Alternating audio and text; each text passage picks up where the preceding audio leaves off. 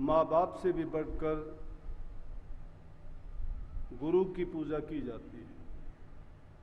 क्यों की जाती है, इसका भी कारण है। बल्कि आप पाएंगे हम दुनियादारी के जितने भी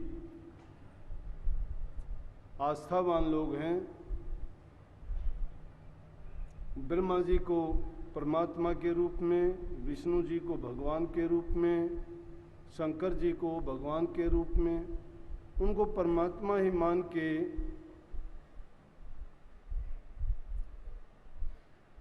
हम उनकी पूजा करते हैं। और शास्त्रों में जगह जगह आया है कि गुरु ब्रह्मा, गुरु विष्णु, गुरु महेश्वर, साक्षात पार ब्रह्म गुरु तस्मै श्री गुरुवे नमः।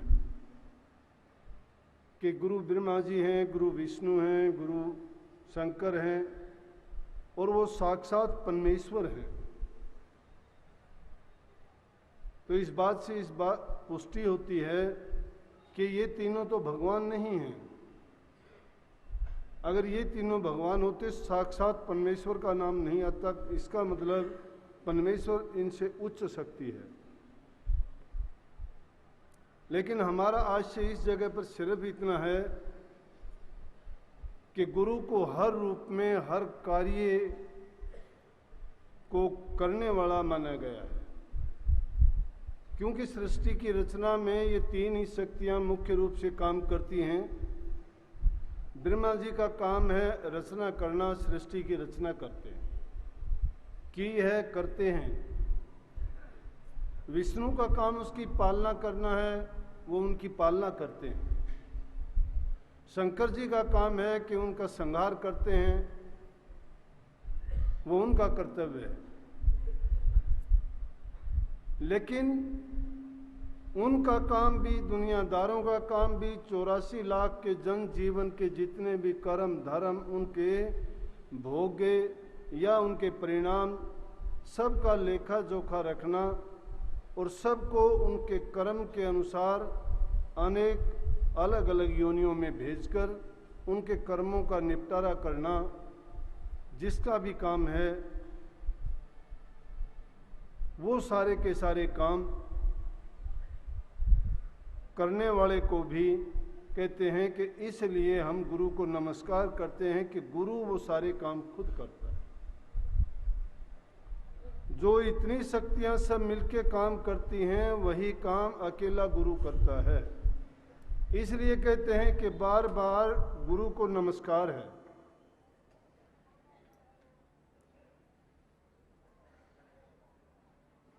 क्योंकि गुरु जो हमारे लिए काम करता है, उनको किस रूप में मानोगे? दुनियादारी के जितने भी काम हैं वो हमारी कामनाओं का परिणाम है। जिस भी काम की, जिस भी पदार्थ की, जिस भी वस्तु और चीज़ की हम कामना करते हैं, वो चीज़ हमें मिलती है। उसके लिए हम मेहनत करते हैं, प्रयास करते हैं, हमारे मन की इच्छा शक्ति को लगा के और उसमें एकाग्रचित होके जितने उसमें मन लगाते हैं वैसा ही उसका परिणाम प्राप्त कर लेते हैं। तो दुनियादारी की चीज़ों को कमाने के लिए हम जो काम करते हैं, उनका परिणाम हमें अच्छाई का अच्छा, बुराई का बुरा मिलता भी है। लेकिन इन सब कामों में जीव का जो कल्याण का कार्य है, कल्याण के मतलब से क्या है कि ये एक बीज है, बीज का कभी विनाश नहीं होता। उदाहरण के रूप में जैसे आपने जमींदार आदमी हो, सब देखते हो, फसल बोते हैं आप, गेहूं की फसल है। जैसे इसमें शब्द में ये वाणी आई थी, कितनी अच्छी बात थी। मैं विचार कर रहा था कि गुरु बिन हमारा कोई सहाय नहीं है, कोई मददगार नहीं है। दुनियादारी के लोग जितने भी हैं अपने मतलब के, अपने स्वार्थ के संगी हैं। जिनका जब तक स्वार्थ पूरा होता है तब तक वो उसके साथी हैं, नातेदार हैं, उनके प्यारे हैं, उनके संग रहते हैं, उनके हर काम में अंग संग आगे पीछे दौड़ते फिरते हैं। लेकिन अगर थोड़ी सी उसमें कोई बुराई आ जाती है, थोड़ी सी कमी आ जाती है, थोड़ी उसकी हानि हो जाती है, गरीबी आ जाती है, या कोई रोग लग जाता है, या कोई परेशानी जब आती है, तो उसके साथी क्या, परिवार क्या, नातेदार क्या, सभी उससे दूर किनारा कर लेते हैं। लेकिन सतगुरु किनारा कभी नहीं करता। क्यों नहीं करता? कि सतगुरु का नाता हमारे साथ स्वार्थ का नहीं है। चाहे हमारा पिता पुत्र का भी नाता है, भाई भाई का भी नाता है, दुनियादारी में वो सब का सब स्वार्थ से जुड़े हुए हैं। अगर स्वार्थ किसी का नहीं है, कोई किसी को अच्छा लगता ही नहीं है।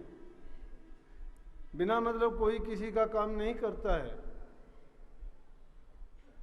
लेकिन मैं बात जो बताऊं था वो इस संसार में बीज की है, और उनको ये नातेदारों का कितना साथ है। जैसे हमने कोई फसल का बीज डाला, बीज पैदा हुआ, उसमें शाखा निकली, तना निकला, पत्ते निकले, फूल आए, फल आए, और फल के अंदर वही बीज निकला जो बीज हमने बोया था। उस बीज के साथ में साथी कितने हुए? उसमें टहनी निकलने वाली, पत्ते निकलने वाले, शाखा निकलने वाले, उसके बड़े साथी बने। लेकिन आखिर में जब उनका साथ छूट गया तो अकेला बीज का ही बीज रहा। इस जीव का संबंध भी संसार में उस बीज की तरह से ही है, उसमें कोई तब्दीली नहीं होती है, बीज वही का वही रहता है। लेकिन जो जीव संतों के पास उनकी शरण में जाता है और अपना आपा भाव जब सौंप देता है, ये गुरु की महिमा की बात है। जब हम गुरु की शरण में जाते हैं और अपने आप को पूर्ण रूप से समर्पण कर देते हैं।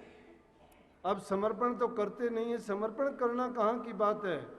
हम सत्संग में भी प्राय नाम के आते हैं, शारीरिक रूप से वहाँ मौजूद होते हैं, मानसिक रूप से हम सत्संग में हाजिर ही नहीं होते।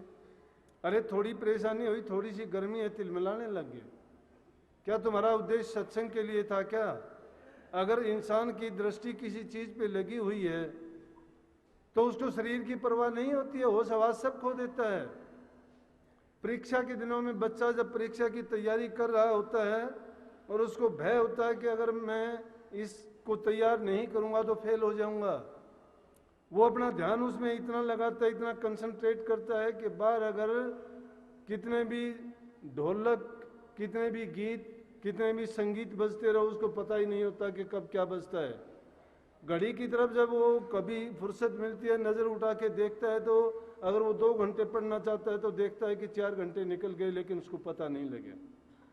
क्यों नहीं लगा? क्यों वो उस चीज़ में नहीं, उसने अपने आप को समर्पण जिस चीज़ के लिए कर रखा है उसके सामने एक ही निशाना है, और उसी को पूर्ण करना चाहता है, उसी में उसने अपने दिल को लगाया है। हम क्या देखते हैं? हम तो जब भी कोई मिलता है, सत्संग में भी आते हैं, इकट्ठे हुए हैं यहाँ, तो यहाँ भी हम यही पूछने के लिए कि वो इतने दिन के बाद दोस्त मिला है, क्या हाल क्या है, तुम्हारे बच्चे कैसे हैं, तुम्हारा कारोबार कैसा है, काम कैसा चल रहा है, ठीक हो नहीं हो। अरे ये चीज़ें बाद में, पहले पीछे आम पूछते रहते हो, क्या पूछना है? कभी आपने किसी से ये पूछा कि आजकल भजन बंदगी का क्या हाल है आपका? क्योंकि भजन बंदगी के पास तक फटकते नहीं हैं हम।